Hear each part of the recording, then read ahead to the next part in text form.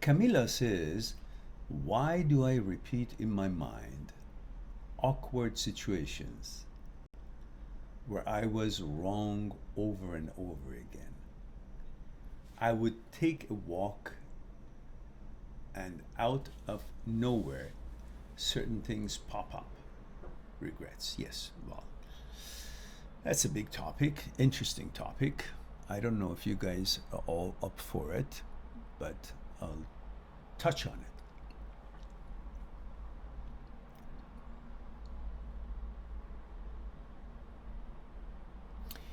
During the day, there are thousands and thousands of thoughts that you come up with.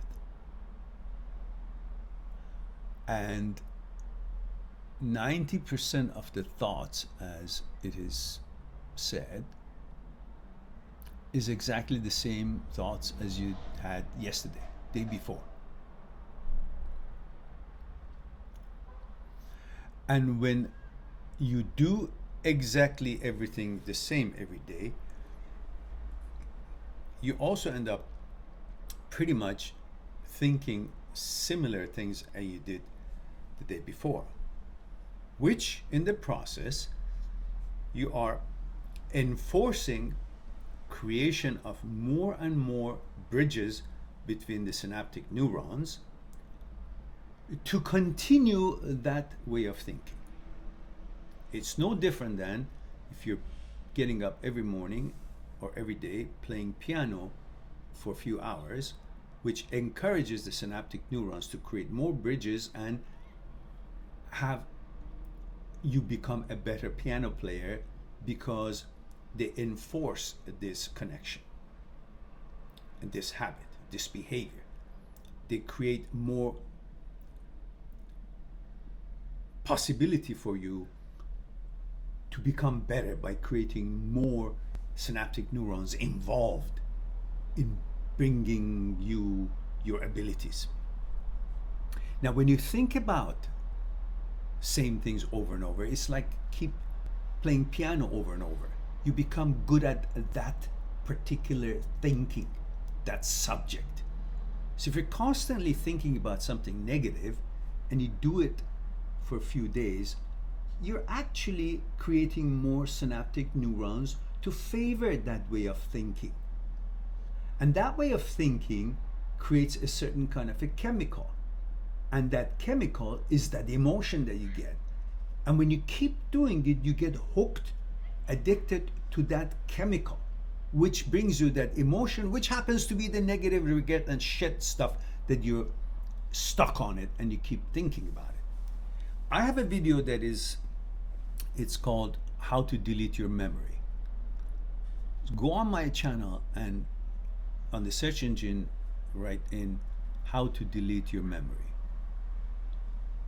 In that, it's clearly explained, just as you can learn things and keep doing it over and over, which creates new bridges between synaptic neurons and so on and so forth, you can also unlearn something that you don't want to continue by focusing on learning other things and not practicing this. Just like when you stop practicing piano as much as you used to, you're no longer as good as it, because when you don't use a certain thing, when you don't continuously do something, like you don't play tennis all the time, you don't play the piano all the time, you don't do math all the time, you will begin to destroy the bridges between synaptic neurons that were built for you to learn and become better at that, whatever it was that you became better.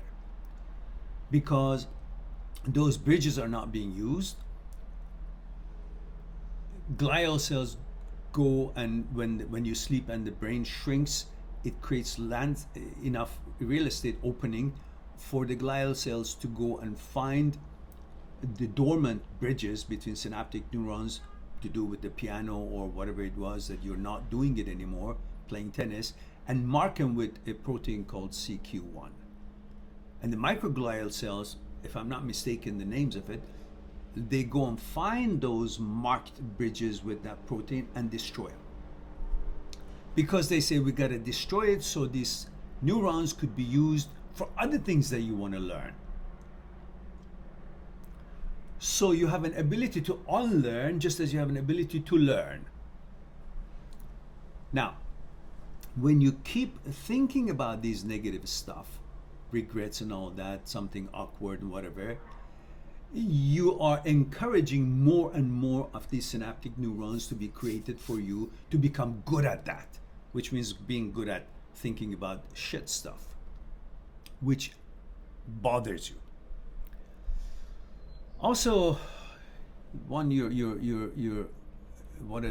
your motivation to go into your memory thinking about it is because you want to fix it.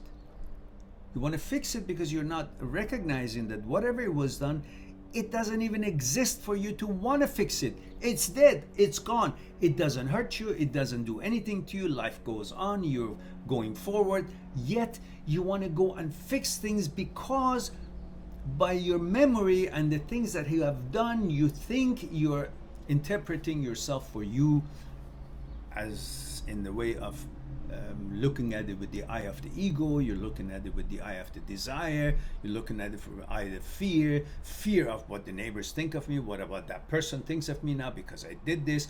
All these are creating fear for you. What about my reputation? What about the image that people have of me because I've done this? I have a certain image of myself. I want people to see me in a certain image, but they don't because I did. These are all your analytical mishaps and the things that you think, and therefore you're projecting on that other people are seeing me exactly like you think. Whatever you've done at a certain point, you think the whole world has seen it. When someone rejects you or says something in relationships or whatever it is, you get pissed and you want to fix that because you think that whatever that person uttered or behavior that they directed towards you, the whole world has seen it. So you're trying to fix it so the whole world would be fixed in their mind.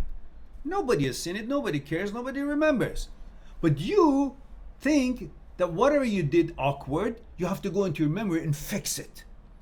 So you go in there 100 million times and go through the scenario, do it differently, and you say, this is what I wanted to say, this is what I wanted to do, and you come out and you expect this to be all fixed, and you see, well, it's just the way it was. Why you keep going in there? It's dead anyhow. You don't need to go in there. What's better than this thing doesn't exist anymore? You did it once and you're not doing it again and it's not there. So what is it that you want to fix? Something that doesn't exist? It doesn't make sense. So stop that. Now, I don't want to go through it again and turn it into a one-on-one. If you guys have a specific challenge, difficulty, by all means, go on my site, mindthat6truth.com. Make an appointment for a discussion on Skype with me, one-on-one, and we'll explore it, what's concerning you, together. And we can go as deep as you want, and so on. I hope that was enough for you, dear Camila.